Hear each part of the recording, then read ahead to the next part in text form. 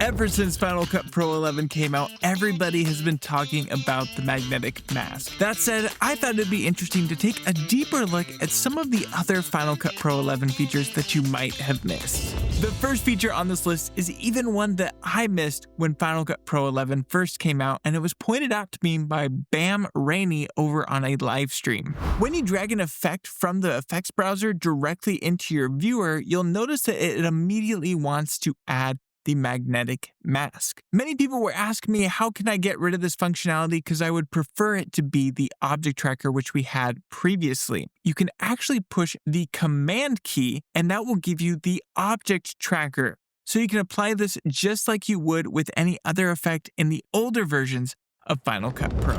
Of course, the magnetic mask got all of the love when Final Cut Pro 11 was released, but there's another super powerful masking tool that made its way into the release that many people are not even aware of. That feature being trackable shape masks. Let's say I wanted to track a circle shape mask onto the scene. Well, what we could do in Final Cut Pro 11 is select our clip, go over to our wand, then select Add Magnetic Mask. You can do that with Control-Command-M. Coming over here to the right side, you'll see that we've added the magnetic mask, but we can also go up to the top right corner and select the shape mask effect. So we can add a shape mask, a color mask, or a magnetic mask. I'm going to select a shape mask. You'll see that's giving me the circle, and we can just place this over my face, then go to Tracker, and then of course press Analyze. And this will track just like any other shape mask that we used previously. There is one last step that you need to take though. Go ahead and press Done, and you'll notice that your clip looks exactly as it did before. To get access to just the shape mask, you can either disable the magnetic mask, or you can use the submenu and select Delete Mask to get rid of the magnetic mask altogether, leaving us with just the tracked shape mask. Editor Dylan here. I just wanted to quickly clarify because I don't think I was super clear in this video. You could use the object tracker with a shape mask to apply something like the bad TV effect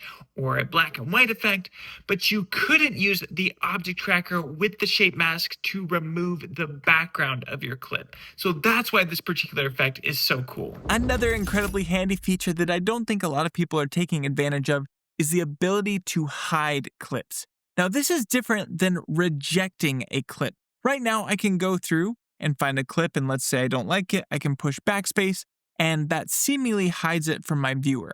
But I'm still going to see that clip if I go to All Clips. We'll still have access to it, and you'll see that it now has this big red line above it. So hiding a clip is a great way to keep it out of the viewer without adding any sort of tags of rejected or favorited. So instead of rejecting this clip, I'm going to push Option H, or I can right click and select Hide Clip, and you'll see that it's now vanished from my viewer. So I could go through all of these various modes up here, such as hide rejected or favorites or unused, and I will still never see that clip. If I need to see a previously hidden clip at any time, we can come up here to this film strip and then select Show Hidden Clips. Now we can see that we have access to that clip, and it has a little eye icon in the top left corner indicating that it's been hidden. What's also super handy about hidden clips is that they will automatically apply to a new multicam. What I mean by that is if I were to select two clips, create a new multicam clip, you'll see that I have access to this option to hide original clips. That means you're not going to bog down your entire library with all of the various multicam angles, and they'll all be condensed into a single multicam clip, which is a great way to stay organized. Another awesome feature from Final Cut Pro 11 is to show and hide the horizon with Command-Shift-H. However, I've seen a lot of people saying that they aren't able to get this feature working. So I wanted to offer a quick troubleshooting tip. Just go up to the top left under Final Cut Pro, Command Sets, and see what command set you're on. If you're in a custom command set, then you may need to add this specific key combo to your customized list. So just go up to Customize, then look up Show Horizon. You should see it here, select it, then put in whatever key combo you want to make the changes. So I'll push Command-Shift-H, and now that should be working just as it should.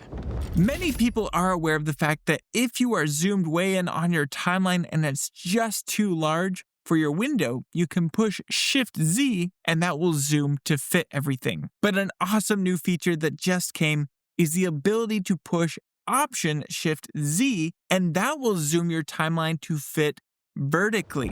One of my absolute favorite features that rolled into 11 is the ability to select a title or a clip, anything on your timeline, and push Option up and down arrow to move it on your timeline vertically. This is so much better than trying to click and drag a specific clip and getting it to fit properly where it needs to inside of the magnetic timeline. If you enjoyed this video, then I strongly recommend you also check out this video where I show you 6 creative magnetic mask ideas for Final Cut Pro 11.